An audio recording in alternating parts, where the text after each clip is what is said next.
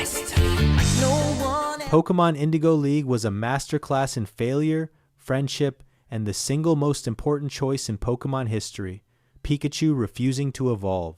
We're going back to Kanto, hitting every iconic battle, every crushing defeat, and every single time Team Rocket blasted off. The only Pikachu we want is that one. We're only looking. This is the definitive story of Ash Ketchum's first, most chaotic, and most important adventure. Pallet beginnings. Pikachu, the bike, the bond. Ash oversleeps on literally the biggest morning of his life. The kid's wearing pajamas, sprinting to Professor Oak's like he can outrun fate. Bulbasaur? Gone. Squirtle? Gone. Charmander? Also gone. So Oak tosses him the last Pokeball. Surprise, it's Pikachu. And Pikachu's like, we are not friends. No Pokeball tolerance, zero respect, full sass. Ash ties a rope to drag him along. That's the vibe. Ambition duct taped to reality. They stagger out of Pallet, and the first wild Pokemon Ash meets is a Pidgey. He throws a shirt over it. Genius move that fails instantly. Pikachu refuses to help because Ash is being a clown. Then Ash throws a rock at a bird, but nails a Spearow instead. Now it's personal. One Spearow becomes a swarm, and they're furious. Ash scoops Pikachu and books it through the woods, stumbling straight into Misty, who's out here fishing. He jacks her bike to escape a storm and 1,000 angry birds. Kill the like a GTA side quest reflex. Forced modern refs every few paragraphs age the script. Use sparingly. This is where the show levels up emotion. The storm hits. The Spearow spiral above them. Ash shields Pikachu with his body, takes the hits, and says, I'll protect you. Pikachu hears that. He sees that. Then he launches that first big thunder, blasting the entire flock and the bike into rental ashes. Misty arrives, sees her bike is toast, and signs on to the journey with a bill and a grudge. This becomes a running joke. Ditch the achievement unlocked gamer speak outside actual game scripts. Next morning, Ash and Pikachu wake up on the verge of better. The bond isn't perfect, but the wall cracked. They spot a Caterpie. Ash actually catches it. First legit capture. Ash celebrates like he won the league. Pikachu's mild disgust at bugs becomes a quiet character bit. Misty roasts. Caterpie dreams of becoming a Butterfree. Tiny line, huge seed. This show plants payoffs early. Enter Team Rocket. Jessie, James, and Meowth float in with a motto and a balloon and a business plan to steal rare Pokemon from the Pokemon Center. They're not threats yet. More like persistent event planners for chaos. Pikachu detonates their balloon with thunder. Cue blasting off Gag version 1. Pattern established. They'll scheme, cosplay, monologue, and lose with style. On the road, Ash picks up a Pidgeotto, finally uses tactics instead of shirts, and suddenly his team has air cover. Caterpie evolves fast into Metapod after defending the squad, and Ash learns that nurturing matters. He isn't just collecting, he's responsible. That's the early contrast. Ash's confidence is loud, but knowledge, spotty. Every victory is messy, and Pikachu quietly becomes the MVP safety net. When Ash rushes, Pikachu cleans up. When Ash hesitates, Pikachu nudges him forward with a shock or a stare. We get the Metapod duel arc with Samurai, pure comedy of patience and stubbornness. Harden Wars, trees. The kind of absurdity that becomes shorthand for the show's willingness to slow roll a joke until it's funny again. Meanwhile, Team Rocket keeps evolving their bit. Labcoats one episode, construction workers the next. Their disguises are terrible, but somehow work on everyone except the audience. We're also not narrating every single and then they blast it off beat. Trim repeats. Unless the gag changes the stakes. Emotional beats keep stacking. Metapod becomes Butterfree after a Beedrill mess almost costs Ash everything, and Caterpie's dreamlands, as a beautiful pink-winged reality that wants to fly. It's not the goodbye yet, but you feel the foreshadow. The anime telegraphs with softness. The first Pokemon Ash truly nurtured is destined for freedom, not forever storage. That's the heart of Indigo. Relationships that change you and then move on. Ash's early L's matter. He tries brute force constantly. He pushes Pikachu into dumb matchups. He underestimates type and overestimates grit. But the show keeps punching his ego in the face, while Pikachu leans in as partner, not accessory. Those tiny moments. Pikachu slipping his paw into Ash's hand, the smirk before a thundershock. Sell the partnership. Pikachu refuses the Pokeball because he wants to walk beside him. That visual is the thesis. Misty's presence sharpens all of it. She's fire and sarcasm and constant reminders about the bike. She knows water types, she knows gym culture, she knows Ash needs a brain cell sometimes. Every time Ash gets reckless, she's the one yelling, "Do you even think?" Brock shows up a bit later, but Misty sets the dynamic. Ash pushes, she pulls, Pikachu bridges. Team Rocket's debut formula keeps refining. They target Pikachu because he's cracked. They trap the twerps. They monologue and step on their own traps. Then Pikachu detonates the plan, or Ash improvises some nonsense with string and gum and wins by audacity. And every time, that balloon goes boom. Physics? Optional. Comedy? Mandatory. By the time we leave the forest and hit the outer edge of Pewter's rocky territory, the tone is locked. Ash is a rookie with a big mouth, bigger heart, and the rare gift of inspiring loyalty even when he's fumbling the bag. Pikachu isn't just a mascot. He's a character with agency who chooses the harder path alongside him. The bike debt? Outstanding with interest. The Team Rocket threat? Persistent. With theme music. The road ahead? Rough, hilarious, and surprisingly tender. First gym time? Rookie meets rock. Pewter City? Brock, rock types, and humility. Pewter shows up like a wall. Gray, cliffs, stone paths, everybody built like they lift Geodude for cardio. Ash rolls in loud, eyes on the boulder badge, and immediately proves he hasn't read the manual on type matchups. He challenges Brock's stone-faced gym leader, 8 siblings peeking from corners, and leads with Pikachu against literal rocks.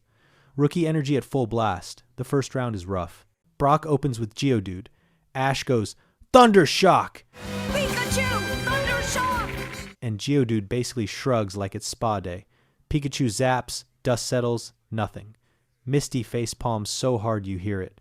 Even Brock tries to help, telling Ash to forfeit before he gets someone hurt. Ash doesn't back down, but the gulf is obvious. He's got courage, no plan. He retreats, steamed and embarrassed. And that's when Flint appears, mysterious rock salesman with a portable grill and opinions. He clowns Ash's lack of fundamentals, then shows him Pewter from the cheap seats. Brock's pulling gym duty, babysitting duty, and holding the town together while his dad bailed and his mom's out of the picture. Community anchor, not just a boss fight. Ash's view shifts from beat the gym to respect the person. Flint leads him to a hydro-powered training montage because Pikachu needs juice and there's no Thunderstone shortcut here. They rig a generator, Pikachu sprints like he's prepping for Lieutenant. Surge months early, and Ash finally acts like a trainer who supports his partner instead of using him like a cheat code. Misty even offers to lend a water type. Ash refuses. Not out of pride this time, but because he wants Pikachu to win as Pikachu. Rematch. Arena lights. Brock's siblings in the stands, whispering about snacks and college funds. Geodude again. Pikachu's quicker now, feet sparking, dodging grapples, wearing it down with speed and smart positioning. It's not about type, it's about not getting grabbed and crushed. Geodude eventually yields, which shocks the crowd more than any Thundershock ever did. Then Onix enters. It's a skyscraper made of hate and gravel. One bind and Pikachu's pinned electricity bleeding into nothing because ground resists, and Ash hits a wall, literally and narratively. And here's where the infamous sprinkler moment lives rent-free in fandom.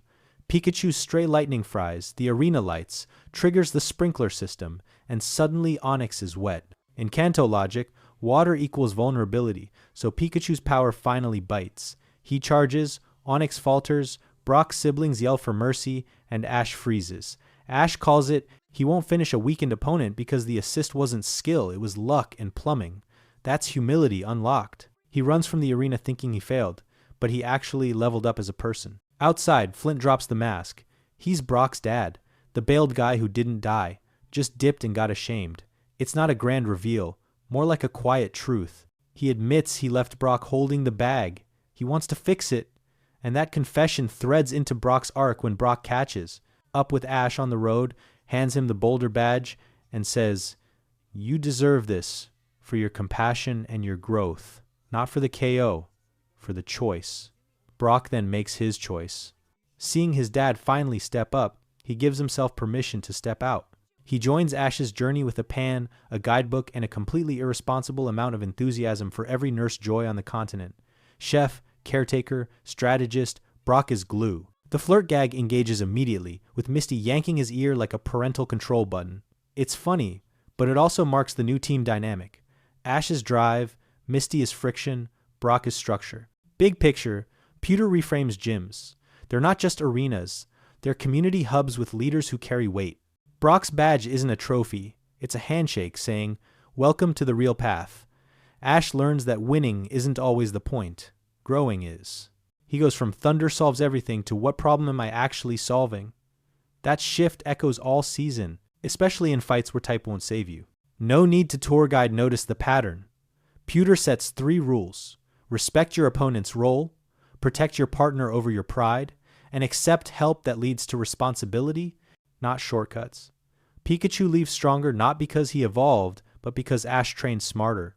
And Brock joining isn't just party expansion, it's the show adding adult supervision that still lets kids be kids. Team Rocket, they orbit even this. They peep from the rafters, plot to nab Pikachu, then get spooked by Onix and postpone the nonsense. Their balloon cameo is brief but signals they're watching for moments of weakness. Ash gaining Brock as a tactical voice raises the bar, and from here, TR has to escalate too. Better nets, wilder mecha, dumber disguises. Ash exits Pewter lighter and heavier at once. He's got a badge in his pocket, a mentor at his side, and a lesson in his bones. Power without purpose hits a wall. Purpose with patience cracks. Water badge next. Misty has notes and a bill. Cerulean City, Misty's sisters, Gym Chaos, and Starmie showers. Cerulean City rolls in bright and bubbly, like a postcard that smells like chlorine. Ash and Brock hit the gym, expecting a battle, but walk into a full-blown water show. Lights, costumes, synchronized seal. The sensational sisters, Daisy, Violet, Lily, are basically influencers with a pool. They roast Misty's tomboy vibe and treat the gym like a stage, which tells you Kanto gyms aren't just sports, they're brands. Ash flashes the boulder badge and asks for a match, and the sisters go, "We're kind of tired of battling," like they closed 5 minutes early.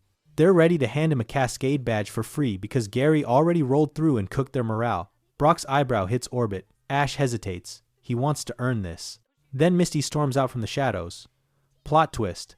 She's a Cerulean gym leader too, and she'll battle him herself. Pride versus pride, but complicated by mutual respect and one very fried bike. They square up. Misty brings Staryu first. It's fast, it's clean, it cartwheels on water like a gymnast. Ash opens with Butterfree in some versions, but he pivots quickly. Staryu's speed is bullying. He calls Pikachu, and Pikachu steps on the platform, looks at Misty, then at Ash, and you can see the conflict. Friend versus debt collector. Misty's sisters chant swim team energy, while Brock mutters stats like a coach. Pikachu refuses to fight Misty at full power. He literally won't zap her favorite place. That's development. He's not a weapon, he makes choices. Ash gets it. He respects Pikachu's line and swaps. Pidgeotto and Staryu slap hands metaphorically. Gusts, water jets, attrition. Staryu goes down. Misty breathes, nods, sends Starmie, her ace. The starfish hits like a spinning saw blade with water gun pressure that feels personal. Pidgeotto eats a geyser and crashes. Right when the duel's getting good, sirens. Team Rocket detonates the roof because of course they do. Enter Vacuum Machine. Operation Steal every water Pokémon. Jessie and James in dive suits. Meowth hyping the suction cannon like an infomercial. The gym's pool becomes a whirlpool. Pokémon getting yanked like loose change.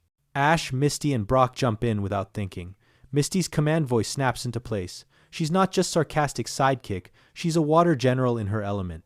Ash risks it with Pikachu near water, which is already dicey, but the execution is slick. While Starmie and Staryu push against the current, Ash coordinates a plan. Cut the power, disrupt the suction, then land the hit. Pikachu vaults on floating platforms, charges just enough, and with Misty's timing, they short the machine without frying the whole gym. TR spirals into the pool, Motto drowned out by bubbles, and the balloon gets introduced to gravity. They blast off Soggy. Fallout time. The gym's wrecked, water everywhere, crowd dazed. Misty's sisters actually appreciate Ash's squad for saving their livelihood. More importantly, they clock the respect between Ash and Misty. When the dust settles, the battle is technically unresolved. That's Kanto logic again. Resolve the crisis, reveal character, award the badge. The sisters hand Ash the Cascade badge, explaining he proved what matters. courage, teamwork, and honoring Pikachu's boundaries. Misty's annoyed but also proud.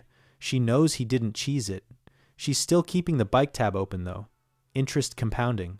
Notice the pattern echo from Pewter. It isn't raw power that gets you the badge. It's choices. Ash refuses a free pass until it becomes a recognition of character. Pikachu's refusal to blast Misty doubles down on consent with Pokemon. And Misty's arc quietly clarifies she's not just traveling to chase a debt. She's stepping out from her sister's spotlight to be her own leader. You get hints of insecurity beneath the fire, years of being the little sister with stronger siblings and prettier stages. Brock, meanwhile, is impressed with Misty's control under pressure, which adds a new rhythm to the trio. Ash brings energy, Misty brings domain mastery, Brock brings structure. Team Rocket's intrusion isn't just comedy. It's a stress test, and the team passes. Small world-building notes slip in. Cerulean's gym isn't purely competitive, it's entertainment. That means reputation, crowds, tickets, and public failure hitting harder. Misty's decision to battle Ash anyway says she values the spirit of the challenge over optics. The sisters might meme around, but they recognize real trainer qualities when they see them. Badge systems are messy in Kanto, but they reward the right beats more often than not. By the time the pool drains and the lights flicker back, Ash pockets the Cascade badge and another scar on his ego, earned, not handed. Misty joins back up, bike debt renewed with interest and sarcasm. Brock reminds them they still owe Nurse Joy a mop somewhere. And Ash, energized by progress, but learning restraint, looks east. Now the road trip vibes kick in. Kanto's wild. Road Arc the first, captures, character quirks, and Team Rocket antics. Moving on to the story, Kanto's first real stretch of road hits different. Weirdos in the woods, goofy side quests, and sneaky character growth. We open with the Samurai Kid in Viridian Forest challenging Ash to a serious trainer duel, and it devolves into the legendary Metapod versus Metapod standoff. Hard and spam, zero movement, full absurdity. It's a joke, but it nails the season's humor. They'll hold on a gag so long it becomes iconic, then puncture it with danger when Beedrill swarm the field and force everyone to adapt. Then we swing to A. J and the Sandshrew Dojo, unofficial gym, iron discipline, and a wild training method that freaks Team Rocket out. Ash comes in skeptical and leaves humbled. A. J uses status moves, endurance drills, and clear boundaries. The theme sneaks in. There isn't one way to train, but there better be intention behind it. Meanwhile, TR tries to raid, gets folded by a rope trap, and blasts off after stepping on their own net. Practice makes predictable. Now the Bulbasaur episode is a quiet masterpiece. The gang stumbles into a hidden village run by Melanie, who's caring for injured Pokemon. Bulbasaur acts like a stern bodyguard, refuses to join anyone who hasn't earned it. Ash, being Ash, tries battling first. Bulbasaur claps back with Vine Whip and positioning, turning the terrain into a weapon. But when Team Rocket escalates with portable vacuums and goofy lab smocks, Ash risks himself to shield the sanctuary. Bulbasaur watches him choose protection over winning. That's the test.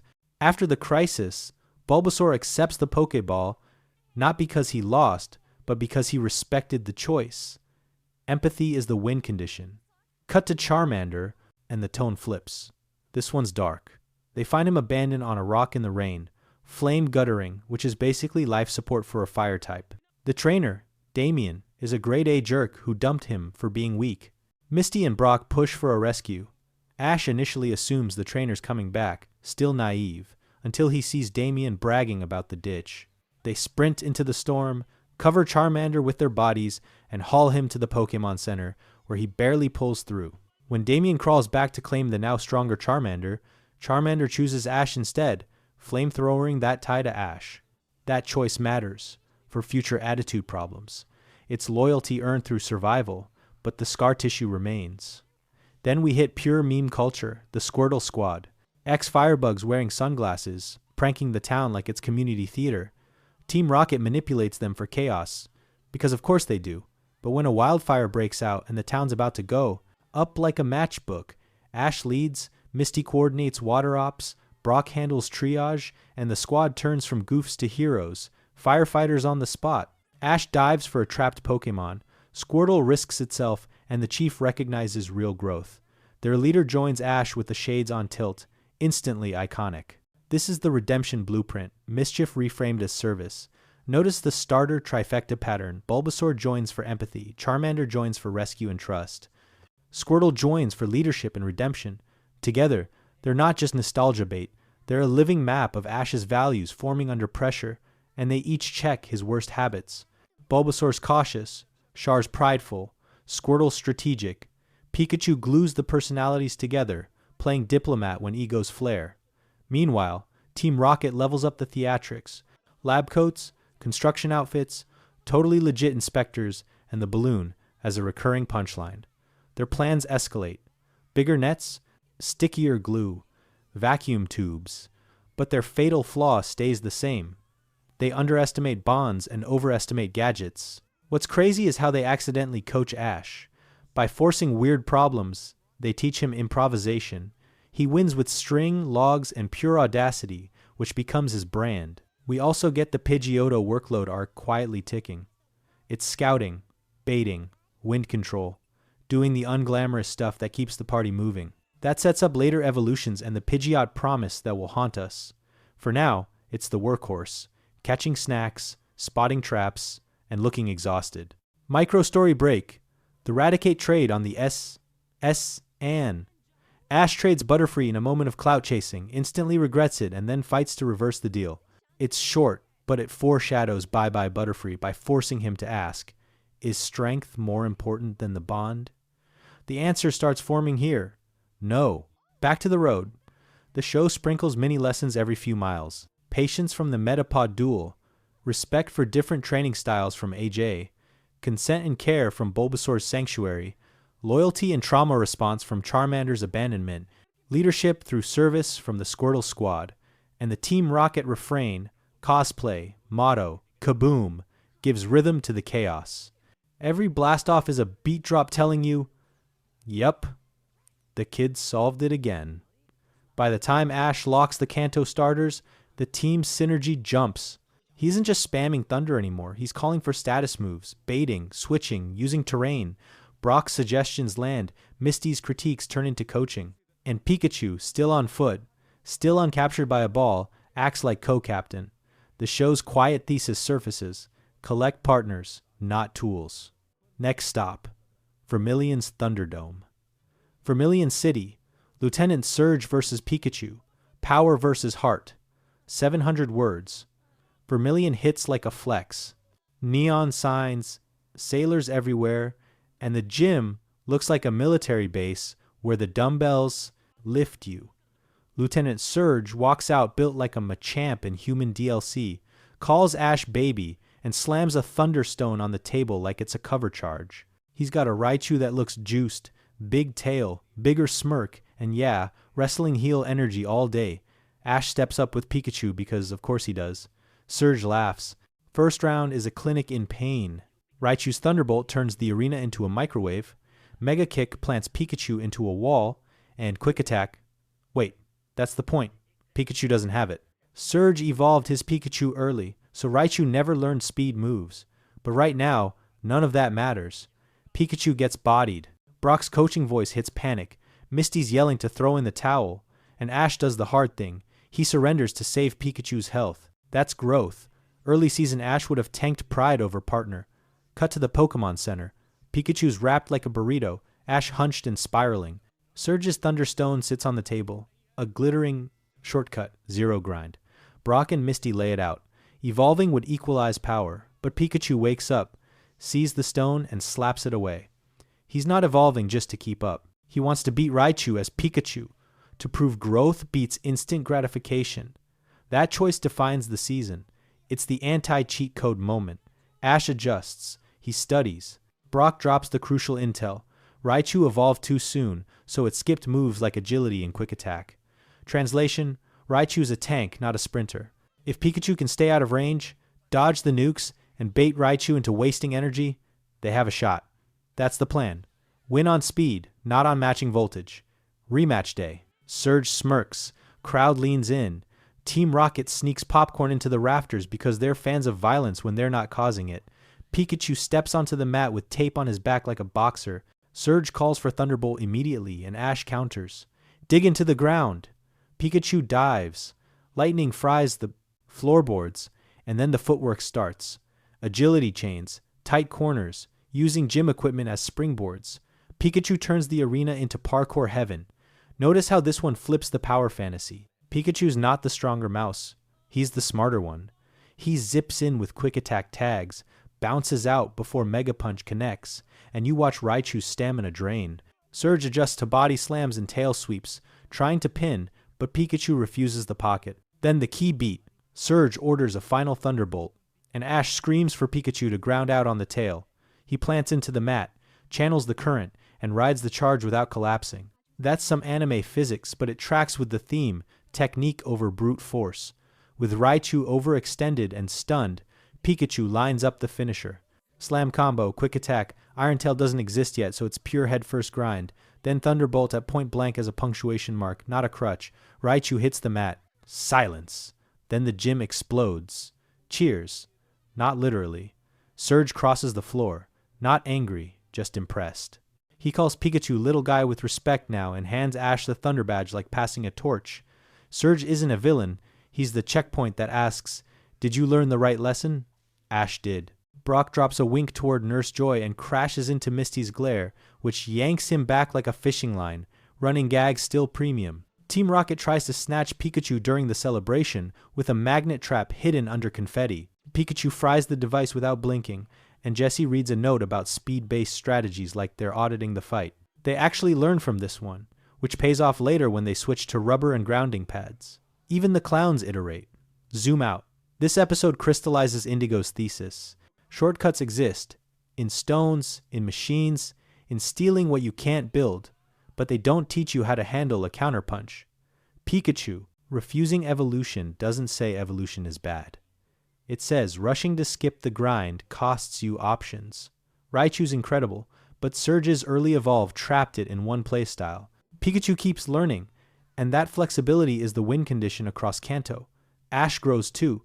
He protects Pikachu first, he uses data instead of vibes, and he shows trust under pressure. That's the bond getting sharper. Pikachu believes in Ash's callouts because Ash listened to Pikachu's choice. It's mutual. It's the opposite of Damien's control, the antidote to Charmander's old trauma, and the preview for Charizard's looming ego crisis. The city fades behind them. Badge 3 secured, momentum restored, and a mouse with pride walking taller. Misty jabs Ash about paying off the bike with that big prize money. Brock mutters about electrolyte balance, and Ash stares at Pikachu like, "We did that." Confidence is back, but Saffron's about to flip the tone. S, and Street, and Wreck, and Survival Arc. Fresh off Vermillion's Thunderdome, the crew snag tickets to the S, and this luxury liner hyped as a trainer expo.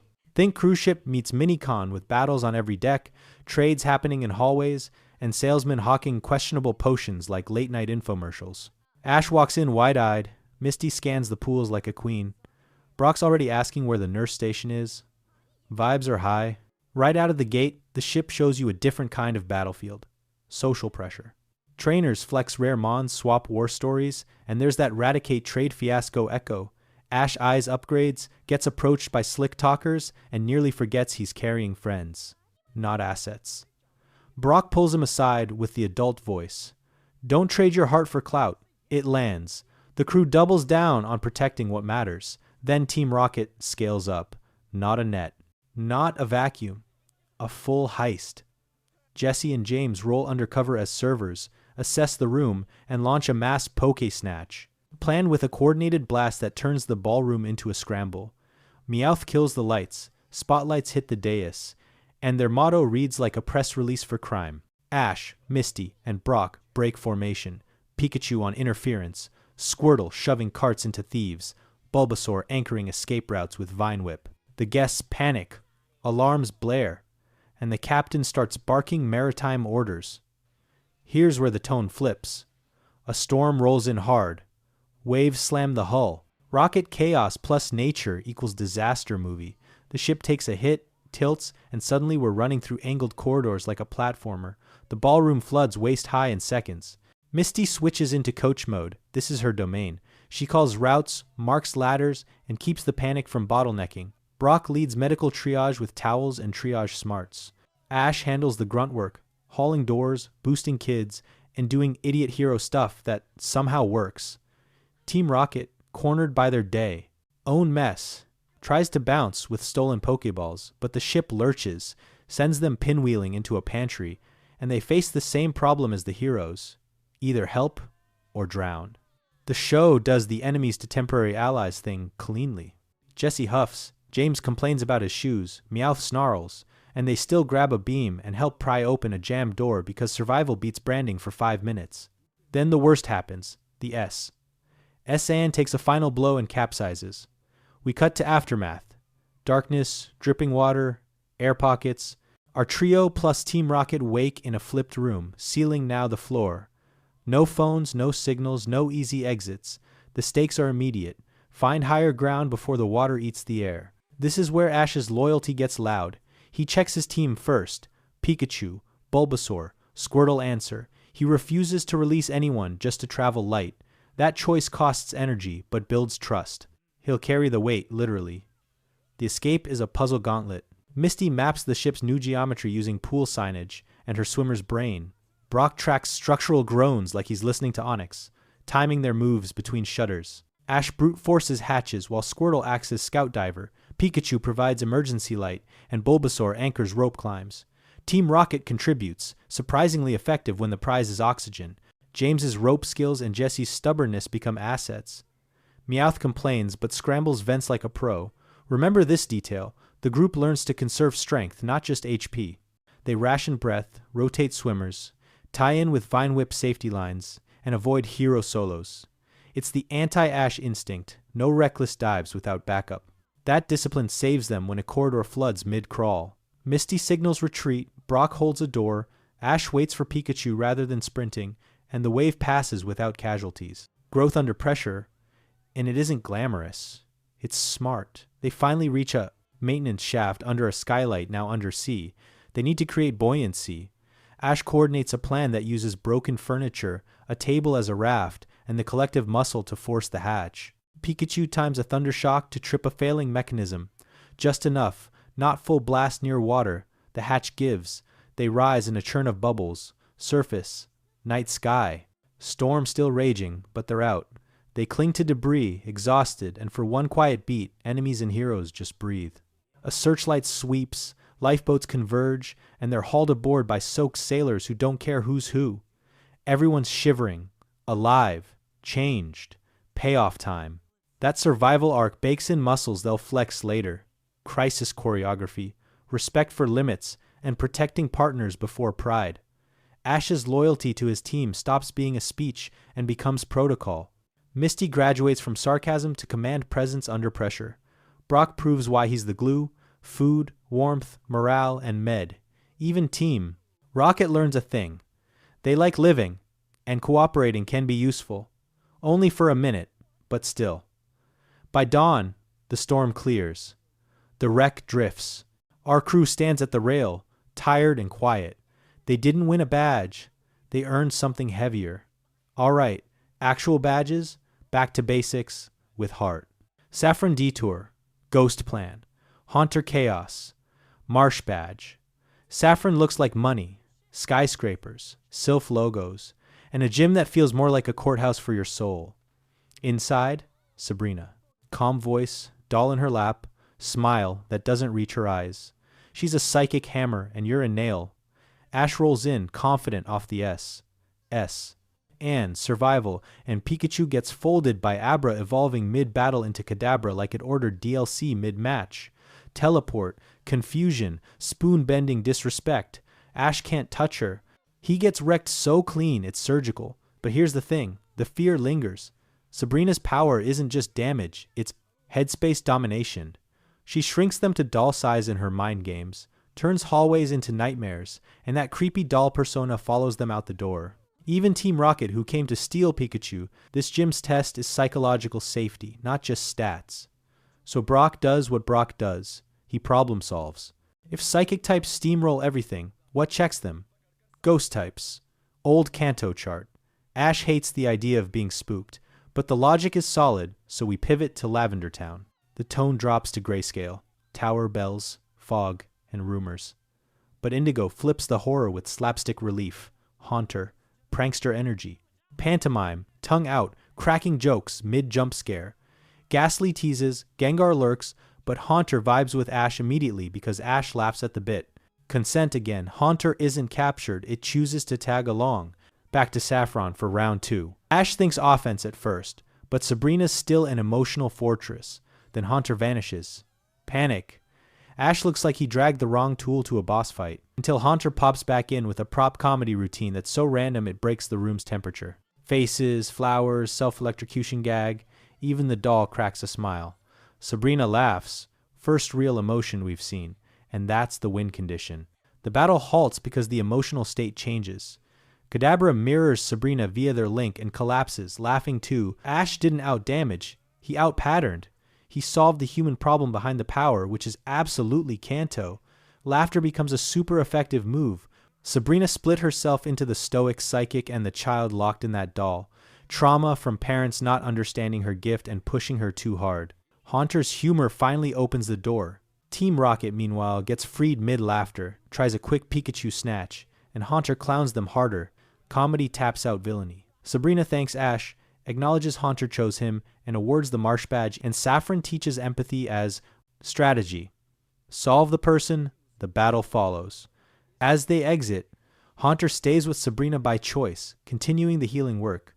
Relationships serve arcs, not inventories. Celadon City, Erika, Perfume Ban, and Gloom Redemption. Celadon hits like a vibe shift. Department store towers, game corner whispers, and the whole town smells like a florist. Leveled up. Ash declares perfume is a scam. Teen boy energy, zero tact. The staff boots him, and when he heads to the gym, they ban him too because the gym doubles as Erika's perfume business. Erika's gym is a greenhouse theater. Vines, parasols, students in kimonos, and Erika herself. Calm, poised, telling stories while her Gloom nestles nearby. Brock melts instantly. Misty enjoys the spectacle and also the schadenfreude of Ash being forced to apologize to get in. He does, barely, and earns a battle because Erika's fair even when you're a loudmouth. The match opens playful. Erika leads with Tangela. Ash counters with Bulbasaur. Mirror match energy. Vines not. Status moves come out, and you watch Ash's growth since A. He's calling Leech Seed anchors and spacing. Tangela still tangles Bulbasaur up, so he swaps. Cue Charmander. Fire flips the board. Then comes Gloom, the curveball. The smell hits like a brick wall. Erika explains Gloom's backstory between commands.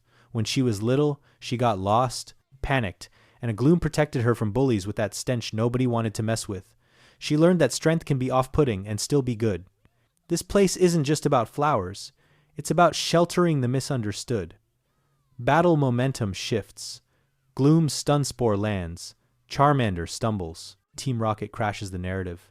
They roll in with flamethrowers. Celadon goes from spa day to disaster movie in 30 seconds. He stops the battle, charges into the smoke, and hunts for stragglers, and finds Gloom trembling under a collapsed trellis. Ash talks to Gloom. Gentle, no bravado. He remembers Erika's story and mirrors it. Humans can protect too. Squirtle and Staryu coordinate with Brock and Misty like a fire brigade. Ash lifts debris with pure stubbornness and gets Gloom to trust him. He carries Gloom through the smoke. Erika thanks Ash. He respected Gloom's fear, didn't flinch from the smell, and prioritized lives over winning. Character first. She awards the Rainbow Badge. Celadon's department store, game corner, and gym form a triangle of culture, capital, vice, and virtue. The show doesn't preach. It lets Ash crash into the edges of adult spaces and learn manners the hard way. Fuchsia fights, Ninja Gym, Safari Zone, and the Great Toros. Mystery Fuchsia rolls up like the map forgot geometry, bamboo groves, secret doors, and traps that exist purely to clown tourists. The gym? Straight up ninja dojo. Koga arrives through smoke with a Venonat that evolves into Venomoth mid-hustle. Koga's style is status over smash. Smoke bombs, paralysis, poison chips. Ash opens with Pidgeotto for wind control and realizes Gust can't clear everything. He pivots to Charmander, burn the spores, pressure the edges. Squirtle washes lanes clean so Charmander can re-engage. The fight's scrappy, ugly, and tactical. When the smoke clears, Koga nods like a sensei who sees potential. Badge progression continues to reward flexibility. The Safari Zone. A protected reserve where you don't battle, you outthink. Limited balls, bait, rocks, and patience. Ash enters like a kid who thinks quantity equals quality. He whisper sneaks, throws bait too early, rocks too late, and scares off more Pokémon with enthusiasm than sound. But then the Tauros bit hits.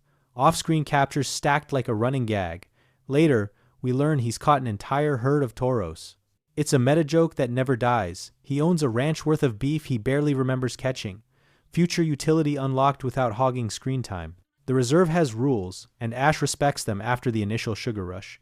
Not everything you see is yours to take. Team Rocket tries a poaching gimmick with a comically oversized net cannon. The zone's wardens and Ash's squad coordinate.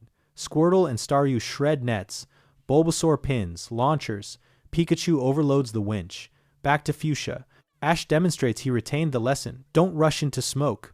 He uses Pikachu's speed to bait powder, Bulbasaur's Vine Whip to sweep triggers, and Squirtle's Water Gun to knock smoke bombs away. It's a team puzzle, not a solo flex. Koga awards the Soul Badge. Oak calls, Ash, your recent transfers have overloaded my corral. Cut 2. Pallet's back pasture. Wall-to-wall Tauros. Ash is both proud and confused. It's the funniest inventory gag in Kanto.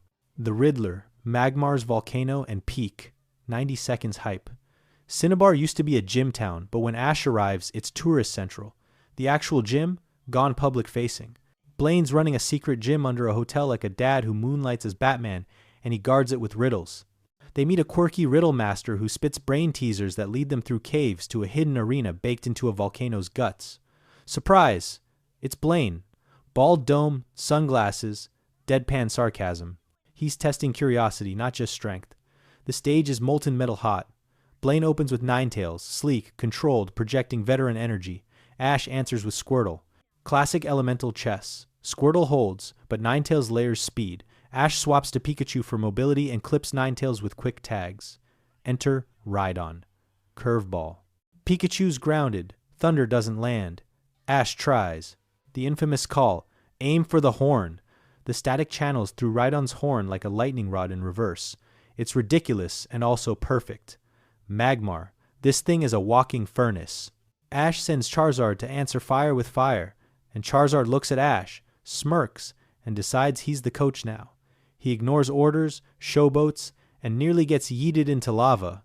This is the first time Charizard meets a Fire-type alpha and realizes he isn't the hottest thing alive. Magmar plays footwork on narrow rocks. Seismic tosses break platforms, fire punches sting, and the lava itself becomes a weapon. Crisis hits when Team Rocket triggers a chain reaction. The whole place is about to become a fondue pot. And here's where the enemy honor beat lands. Magmar, under Blaine's command, carries Pikachu across collapsing platforms like a firefighter. The evacuation becomes a set piece. Brock organizes a bucket brigade.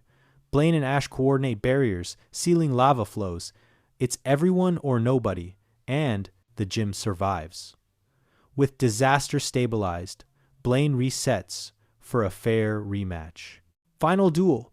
Pikachu and Squirtle tag play to soften Magmar, but it's Charizard's pride that finally clicks into a useful gear. He sees Magmar isn't flexing, it's working. Something in Charizard respects that grind. He stops clowning for one stretch and syncs with Ash just enough to attempt a real finisher. Then comes Seismic Toss from orbit. Charizard locks, ascends above the fumaroles, spins, and pile drives Magmar into a surviving platform. It's not a KO by ringside count, but the message lands. Blaine hands Ash the Volcano Badge. He compliments the team's guts during the crisis, and Charizard's raw potential tempered with that teacher voice. Power without discipline is a hazard. Vermillion City. Giovanni. The borrowed behemoth. And Charizard's ego, Viridian doesn't feel like a starter town anymore. It's endgame vibes. Inside, Giovanni radiates quiet danger. Sharp suit, sharper eyes, Persian at his feet, purring like a warning. This isn't a showman, this is a CEO of problems. Ash steps up and Giovanni barely looks impressed. He sends out a Rhyhorn to test, then switches. He's running a rotation that behave like a playbook, not pets. The point isn't KOs, it's suffocation. Giovanni's style says, I dictate terms, then chaos. Team Rocket barges in, because technically they do. Giovanni gets a call that pulls him out. He leaves the gym to Jessie, James, and Meowth with a parting gift, a monster of a machine and access to his bench. TR unleashes a lineup, Onix rumbling, Kingler snapping, and Rhydon stomping. Ash squares his shoulders and adapts. He answers Onix with Bulbasaur and terrain control. Kingler tries to body Squirtle, but Squirtle turns the arena into a slip-end slide. Rhydon drops in as the wall. Aim for the horn! Pikachu lines a bolt, channels through that natural lightning rod, and the shock sticks. TR slams a button, and the borrowed behemoth rumbles out. A full mech. Ash counters with Charizard. Charizard pops out, towers, and sneers at TR. Ash gives commands. Charizard ignores them, batting attacks aside out of boredom, then roasting missiles mid-air. For 30 seconds, you see why Charizard's the scariest thing Ash owns. But when Ash tries to coordinate a team play, Charizard floats, folds his arms, and waits. TR's mech resets, pins Pikachu in a magnetic cage. Ash's eyes go wide. He's got the power, and he still feels powerless. That's the Charizard tax. So Ash plays the rest of his roster like a madman. Bulbasaur whip snatches a missile mid-flight. Squirtle floods a joint. Pikachu times a tiny shock to loosen a bracket. The team trusts him even when one powerhouse won't. The mech lurches. Charizard finally moves, not because Ash asked, but because now it's interesting. The machine cooks itself, and TR evacuates. Ash obtains the Earth Badge amid the chaos. Viridian stitches them. Command without control. Composure when your best weapon refuses to. Be a teammate. Charizard's ego becomes the looming boss you can't punch, only earn. Ash tries after the battle. He thanks Charizard, reaches out with genuine gratitude, and Charizard turns away, flicking a flame like a bored king. Pikachu watches, expression soft. He gets it. Outside, Brock breaks the silence. You won the badge, but not the locker room. Misty adds, the league won't wait for Charizard's mood. Stakes set. Indigo Plateau's up next. Road Arc 2, Training, Growth, and the Butterfree Farewell. Back on land, the pace shifts to training days. Pidgeotto's the quiet MVP. Scouting trails, baiting ambushes. Brock's got the group on a routine. Morning conditioning, status move practice, then sparring. Ash finally starts calling for sleep powder setups and withdraw baits instead of hit it harder. A sharp-dressed collector dangles trades. He praises Butterfree's agility, offers a stronger partner, and Ash almost bites again. Misty shuts it down with a glare. You already learned this lesson. Ash looks at Butterfree, remembers Caterpie curled on his shoulder, and passes. Then the sky turns pink. Migration season. Butterfree flocks flood the horizon. Brock drops the lure. This is the time they pair off. Butterfree's eyes fix on a pink Butterfree with a bow pattern. Ash clocks the look. This isn't a battle, it's a life pivot. First attempt is clumsy and adorable. Ash ties a ribbon as a charm, encourages Butterfree to try a flex. Butterfree swoops in and gets rejected. Brutal. The pink Butterfree wants confidence and competence. They train, better aerial moves, cleaner stun spore control. Team Rocket arrives with a giant net helicopter to poach the entire migration. The flock panics. Pink Butterfree gets caught. Ash looks at Butterfree and doesn't say, go fight. He says, I trust you. Butterfree dives with leader energy. He dodges the rotor wash, threads through cables, and lands a perfect confusion. Pikachu times Thunder to overload the winch. Butterfree frees the pink one, then organizes the flock, Stun Spore, in a rolling wave, followed by a combined gust to flip the helicopter. In the quiet after, the pink Butterfree approaches. Acceptance. Ash kneels. He says the line that still hits. You've gotta go. No bitterness. Just pride and pain. We cut to flashbacks. Caterpie staring at the moon. The first silk cocoon. The Metapod shield. That first sunrise as Butterfree flapped into the light. Pikachu leans into Ash's leg. Ash takes off the hat, holds the Pokeball, and chooses not to use it. He opens his hands instead. You don't possess your friends, you support their path. Butterfree hugs him with wings, then flies off with Pink into a sky that suddenly looks too big. Misty doesn't crack a joke. Brock doesn't flirt. Training resumes. Ash is quieter, but he channels it into focus. He respects Pidgeotto's workload, rotates more so no single partner burns out. Brock tweaks diets. Misty runs water drills with Squirtle. Charmander evolves. into Charmeleon around here, and the temperature of the team changes. Charmeleon stops taking orders, swats away encouragement, and only wakes up for fights that look worthy. It's a warning flare for the Charizard saga. By campfire, Ash admits it hurts. He wonders if letting Butterfree go was right. Brock answers, "Real strength is making space for someone else's future." Misty adds, "You trained him to be brave enough to choose." Pikachu bumps Ash's shoulder and grins. Badge cleanup. Erika, Koga, Blaine confirmed, and the Pidgeot problem. Kanto's path is a mess in the best way.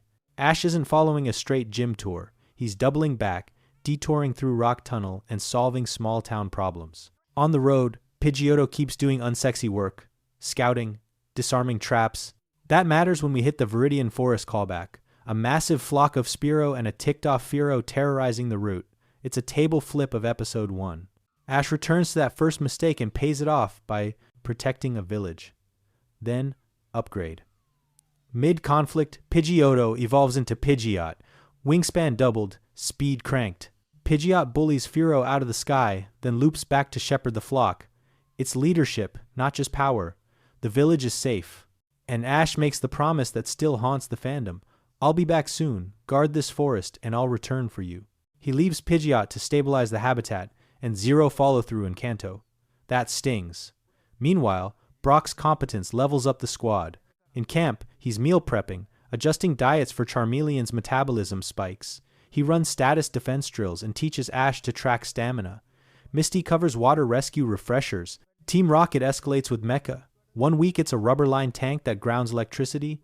Next week it's a vacuum mech with pollen filters. They're adapting. Ash learns counter-adaptation. He staggers openers so TR can't hard counter Pikachu, rotates type coverage, and uses terrain. Charmander, finishing its evolution into Charizard, locks in the season's biggest internal conflict. Charizard respects strength, not authority. That dynamic infects badge cleanup skirmishes. Charizard wins when he feels like it and lounges when he doesn't. That pressure cooker sets up the Plateau heartbreak. When Oak checks in, we get the Tauros reveal fully normalized. Ash's herd training at the ranch. Kingler pinching targets. Muck hugging Oak.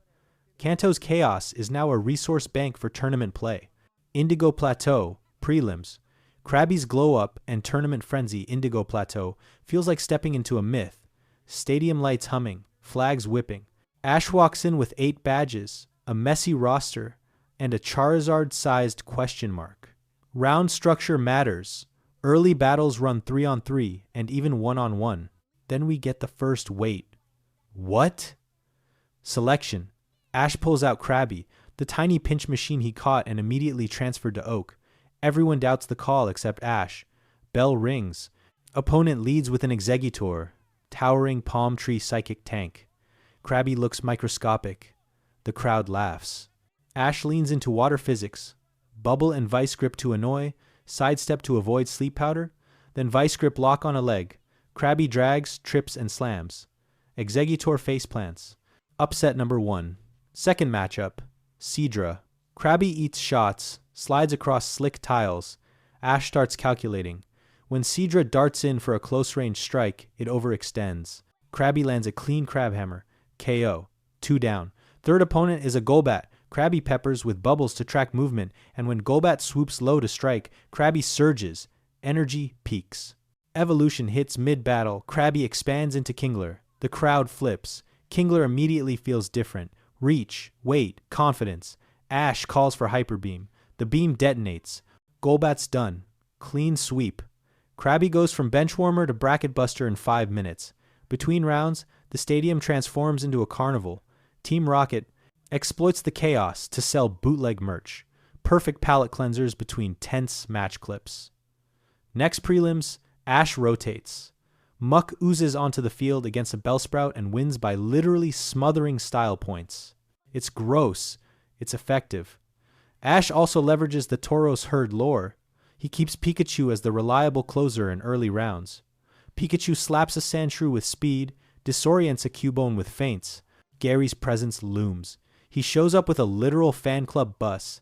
He wins clean early, textbook, polished, zero drama. His swagger is both earned and exhausting. These prelims prove 3 things. 1. Ash's bench is deeper than people think. 2. Adaptability beats rigid prep. 3. The Charizard problem is still lurking. Ash avoids him entirely. It's smart, but it's also a ticking clock. Ash advances. The lights feel bigger.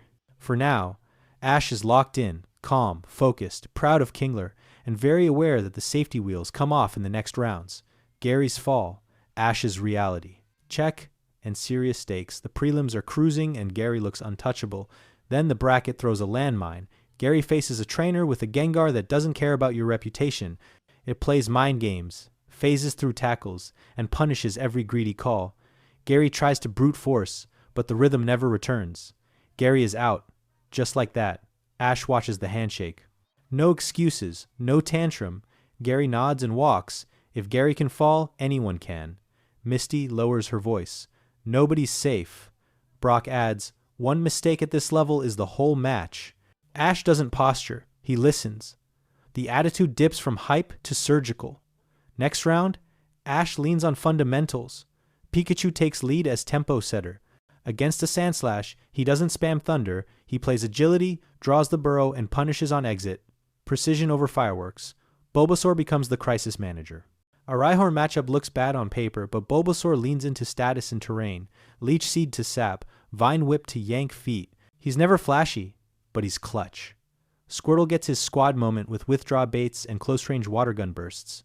And every time Ash calls a risky angle, Charizard floats in the back of his mind like a red flag. He doesn't touch that switch. Not yet. Between matches, Gary finds Ash in the tunnel. He tells Ash, don't underestimate anyone, and you're better than your scrambles when you plan. It's not a truce, but it's respect. The rivalry upgrades from noisy to meaningful. Team Rocket tries to hijack the moment with a sabotage plan. Officer Jenny clamps that down fast, but the scare tightens Ash's prep. Emotionally, pressure swells.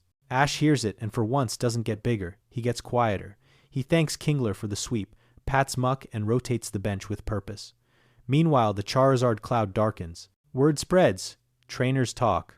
If Charizard won't fight, Ash's ceiling lowers. Misty says it out loud. You can't walk into quarters with a coin flip. Brock suggests in Sputchley, emergency plan, win without him. But everyone knows bracket math eventually forces a call. Night before quarterfinals, Ash sits on the training field. He replays Gary's Gengar loss and maps his own blind spots. Then he moves. He runs drills until Brock calls time. He's building decisions he can trust under panic. Final prelim whistle. Ash clears it, methodical, not fireworks. Misty hits him with that crooked smile. Now it's real. Keep your head, protect your team. Ash exhales. Gary's exit reframed everything. No invincibles, no safety nets. Ash steps into quarterfinals carrying momentum, trust, and a problem he can't dodge much longer. Ash versus Richie, sportsmanship, bad luck, and the Charizard decision quarterfinals. And across the field isn't a villain, it's Richie. Same age, same scrappy spirit, even a Pikachu with a nickname, Sparky. Mirror match energy with none of the hate. Before the battle starts, Team Rocket sniffs drama. They lure Ash with a fake organizer call, then bonk him into a truck and rattle him around a construction zone. Ash fights out and sprints to the stadium with scuffed knees and no warm-up. He's late. The judges threaten a forfeit. Richie argues for leniency. That's who he is. They let the match proceed. Ash is winded, mind racing. First call, Pikachu versus Sparky. The mice open with mirror agility lines, white streaks around the field, testing feints, trading, glancing, quick attacks. The difference is prep. Richie slept and drilled. Ash just escaped a kidnapping. Attrition tilts. Sparky edges the exchange. Ash recalls. Ash sends out Bulbasaur. He anchors with Leech Seed and forces space with Vine Whip. Richie counters with Zippo, his Charmeleon. Bulbasaur hates it, but Ash plays angles. Sleep powder from a blind spot. Zippo stumbles.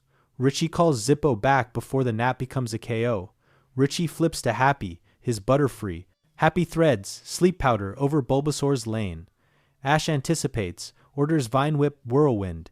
It works. For a beat. Then Happy angles from high, lands the sleep cloud, and Bulbasaur fades. He gambles next. Squirtle. Withdraw baits, water gun bursts, close range headbutts to disrupt Happy's wing rhythm. It works. Happy wobbles. Squirtle lines a skull bash and tags it out. Richie pulls Sparky again to finish Squirtle with speed differentials. Squirtle drops. Ash's bench shrinks. Charizard's ball is heavy. Everyone knows. Misty's eyes say, don't. Brock's jaw tightens. But Ash sees Richie across the way, honest, prepared, worthy, and he can't stomach losing on attrition if he's got power he won't use. He throws Charizard. The stadium changes. Heat ripple. Murmurs spike. Charizard lands, roars, and glances back like, make this worth my time. Ash calls clean commands. Charizard dodges because electricity hurts, but he ignores the attack plan. He lofts, hovers, watches. Sparky keeps trying, but Charizard's above the game. He smirks. He lands. He lies down. Ref starts a count. Ash pleads. He begs. But Charizard doesn't see risk. He sees boredom. He closes his eyes.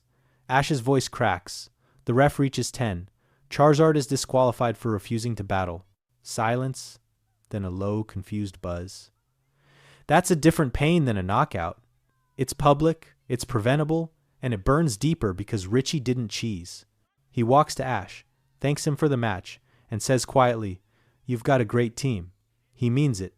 Ash tries to own it. He tells Richie, "Congrats," shakes his hand, and walks off without theatrics.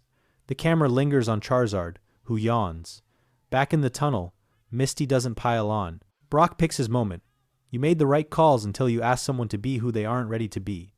Pikachu climbs Ash's shoulder and nuzzles his cheek. Then Richie appears again and returns Ash's cap, which fell during the scramble. He tells him he almost missed his match once, too. Bad luck happens. What you do with it is what matters. It isn't pity. It's a challenge. Ash nods. Small. Real. He looks at Charizard's ball and finally stops yelling at it. Instead, he whispers, "I'll earn you." The quarterfinal board updates. Ash's run ends here. It stings. It also clarifies everything. Strategy got him to the edge. Relationships will carry him further next time. Farewells and futures, Misty, Brock, and unfinished promises post-league. The noise drops out. Just 3 kids and a mouse walking out with mixed feelings. Ash is quiet in that way you only get after your first big heartbreak. He didn't get wrecked by a stronger trainer. He got outled by his own partner. They hit the Pokemon Center for a final check. Nurse Joy congratulates them. And Brock resets to form. He glides to the desk with a bouquet he didn't have 10 seconds ago, and Misty yanks him back by the ear. It breaks the tension just enough. Gary crosses paths with Ash in the lobby. Their rivalry is different now. Gary admits he got blindsided by a Gengar and tells Ash, "Keep going. No gloating, no Plancy. Salt." It's a clean baton pass. The trio heads toward Pallet. They talk dreams. Misty wants to become a water Pokémon Master. Brock wants to be the world's best breeder. Ash wants another swing at the plateau, but smarter with earned loyalty.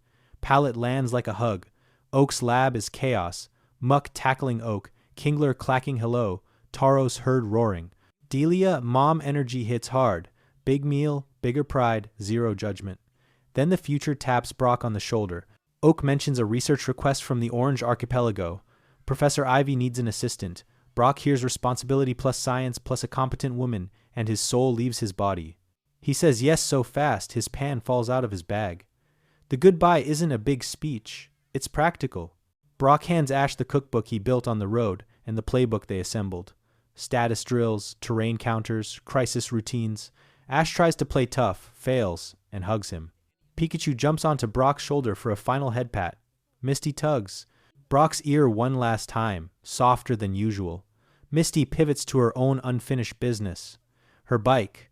The bike's been repaired and quietly paid off. Misty stares at Ash, then the bike, then back. The Bill joke dies with dignity, replaced by a promise. She's not done traveling. She'll stick with Ash through the next leg. Orange Islands isn't a solo mission. Ash heads to his room, looks at the shelf, badges gleaming, Charizard's ball heavier than the rest. He speaks out loud with that new tone. Less declaration, more commitment. We'll get there. Together. Pikachu nods. The camera lingers on the empty slot where Butterfree's ball would have been, and the open window where Pidgeot could glide in. Unfinished promises aren't mistakes. They're threads the story refuses to cut. Pallet's kids crowd the fence, asking for autographs. Ash releases Kingler and Mook, introduces the Tauros herd from a safe distance, and tells a quick story about losing and learning. It isn't performative. It's a 10-year-old passing down a rule. Care first, flex later. Team Rocket slides in for a coda. Watching from a hill, bruised, weirdly moved. Jessie admits the twerp's got heart. James wonders if heart pays for rent. Meowth says it buys 9 lives and more chances to steal Pikachu. Final campfire in Pallet before the next region. Misty sketches a travel plan. Brock packs for Ivy and whispers, "Don't skip breakfast," like a dad. Ash stares into the flames, flips his cap backward, and smiles. The first journey closes. The next one's already calling. Character arcs and MVP moments. Pikachu, Charizard, and the Saint character arcs. And MVP moments. Pikachu, Charizard, and the starters. Pikachu's the thesis. He refuses the Thunderstone, wins by agility and trust, and becomes Ash's co-captain, not equipment. Every smart pivot this season, built on that bond. Bulbasaur's the anchor, refuses to evolve because the team needs his steadiness. Status control, clutch saves, zero ego, MVP of Don't Panic. Squirtle's leadership pops, ex-prankster turned first responder. Shades on, calls are tight, withdraw baits into burst damage. The squad's spirit never leaves him. Charmander's arc stings. Rescued, loves hard, evolves into Charmeleon and then Charizard, and the trauma flips to pride. Respect first, or he sits. When he listens, he's terrifying. When he doesn't, you lose on principle. Pidgeot's goodbye hurts. The Fearow Crisis force evolve into Guardian Duty, and Ash's I'll come back hangs in the air. Unfinished promise, honest choice. Brock's the caretaker brain, plans, meals, drills. Misty's the fire, pushback, water mastery, command voice. Team Rocket, lovable foils with occasional assists, sharpening everyone by accident. Greatest hits, iconic episodes, and deep-cut favorites. Bye-bye Butterfree sits on the throne. It's not just a tearjerker. It's the show stating its values out loud. Ash lets his first nurtured partner go because love isn't possession. Pink Butterfree's aerial. Courtship, the rescue from Team Rocket's netcopter, the hug with those soft wings, and Ash choosing an open hand over a Pokeball, still the gold standard for kids' show with adult honesty. Pikachu vs. Raichu is the underdog blueprint. Surge's gym felt like a boot camp. Raichu looked like a final boss, and that early loss forced Ash to protect Pikachu over pride. Thunderstone on the table, refusal as a thesis, then the rematch where agility beats brute force. It's David versus Goliath, but with data. Magmar versus Charizard? Pure spectacle. That volcano arena wasn't set dressing, it was a fourth combatant. Blaine and Magmar moved like pros. Charizard finally respected a rival, and the seismic toss from the clouds branded itself onto our retinas. Add the disaster teamwork, and you get the most 90 seconds anime hype package in Kanto. Haunter vs. Sabrina is the comedy heel. Psychic dread. Doll horror. Mind games that felt dangerous. And the solution is laughter. Haunter's gag routine cracks the emotional armor. Kadabra collapses laughing, and Ash wins by empathy. It's a deep-cut philosophy episode disguised as slapstick. Solve the person, not just the problem. Squirtle Squad Origins went full meme to legend pipeline. Sunglasses, pranks, fake tough guy energy. Then a fire hits, they pivot to firefighters, and leadership snaps into place. Squirtle joining Ash isn't a power ad, it's a values match. Service over chaos. Cinnabar's riddles gave us the gym isn't gone, you just haven't earned the door. Ash solving with stubborn curiosity instead of raw power set the tone for Kanto's puzzle-first vibe. Indigo lights at the plateau. Goosebumps. Anthem. Flags. Parade of trainers. The Krabby to Kingler glow-up sweep is a micro-myth. Forgotten Benchwarmer turns into a one Pokemon wrecking crew mid-match. Muck's Slime Hug victory sells the idea that weird tools win weird fights. Now deep cuts. The A. Jay Sandshrew Dojo episode quietly dismantled one-size-fits-all training. Rigid. Routines. Intention behind every drill. And Ash learning respect for methods outside his vibe circle. The street and survival arcs slipped disaster literacy into our cartoon diet. Triage, teamwork with rivals, conserving breath, and planning exits in an upside-down ship, it's competence porn for kids. Ash refusing to abandon his team in a crisis became muscle memory he calls on at Indigo and beyond. Viridion's aim for the horn is both a meme and a thesis on anime logic. Yes, it's silly. Yes, it worked. But it also showed Ash's creative risk-taking under pressure. Sabrina's split personality implication plus her father's quiet despair, that's a mental health story tucked inside a monster of the week. The badge is almost beside the point. The repair matters more. Bulbasaur's Sanctuary Village remains the purest example of you earn trust. No trumpets, no explosions, just a test of character where Ash wins by defending a place rather than conquering it. Charmander on the rock, in the rain, is the darkest Kanto slice. Tailflame as life support, abandonment as real harm, and rescue as the beginning of a complicated relationship. When Charmeleon starts ignoring orders, it's not a heel turn, it's trauma asserting control. Pidgeot's farewell during the Fearow crisis, and the promise Ash doesn't keep in Kanto, sticks like a splinter. It's a grown-up trade, community duty over convenience. And the Team Rocket running theater? Essential texture. Motto karaoke disguises that fool everyone. Mecha escalation with inexplicable budgets. It's all comic relief until it isn't. They sharpen our heroes by forcing problem-solving reps, and sometimes, like on Street Ann, they choose survival over shtick. Lessons and life skills.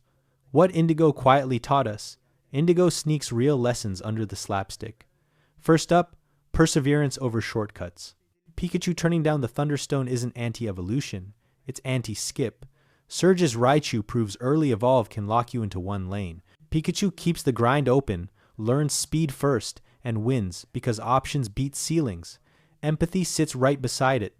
Bulbasaur joining only after Ash protects Melanie's sanctuary. Charmander's rescue shifting from pity to partnership. Sabrina's badge arriving the moment laughter breaks a trauma lock. Catching in Indigo quietly means be chosen by trust. The Pokeball click isn't ownership, it's consent. Teamwork and boundaries are constant. Misty doesn't just nag, she enforces safety protocols. Brock runs logistics and health, proving care wins tournaments. And within the team, boundaries matter. Pikachu refusing to fight Misty at Cerulean, Haunter choosing Sabrina, Pidgeot staying to guard a forest. People in Pokemon say no, and the story treats no as wisdom. Losing with grace is baked in. Gary's Gengar loss shows reputations fold fast. He still shakes hands. Ash falling to Richie because Charizard refuses isn't a villain beat, it's accountability. He doesn't tantrum, he owns it, congratulates Richie, and recognizes leadership isn't shouting louder, it's earning buy-in months earlier. Responsibility at 10 looks wild on paper. Cross-country travel, volcano gyms, upside-down ships, but the show frames it as guided agency. Adults scaffold risk so kids can practice judgment. Ash screws up in safe envelopes, then applies those reps under pressure. Indigo also teaches creative problem solving. Aim for the horn is a meme, but it's also permission to test weird ideas when conventional answers fail. Gust clearing smog, Vine Whip as a lifeline, agility as offense. These are reframes that turn impossible matchups into puzzles. Leadership here is service. Ash's best calls are protect first ones. Save Gloom before scoring. Shield Pikachu in the Spearow Storm. Rescue strangers on Street Ann. That ethos earns loyalty more than orders do. Last, humor as resilience. Haunter cracking Sabrina's mask isn't just a gag. It's mental health hygiene. Team Rocket's motto resets. Tension so the audience can handle heavier beats. Jokes are glue, not filler. Thread these together and you get Indigo's quiet curriculum. Choose growth over hacks. Earn trust. Respect boundaries. Lose well. Problem solve creatively. Lead by serving. And keep the humor alive. The first journeys wait. That's the pattern hiding in plain sight.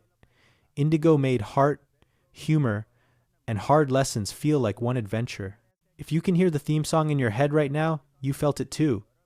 If you want more full season deep dives, subscribe and cue the next region recap. We're tackling Orange Islands next. Drop your favorite Indigo moment in the comments. Let's argue respectfully.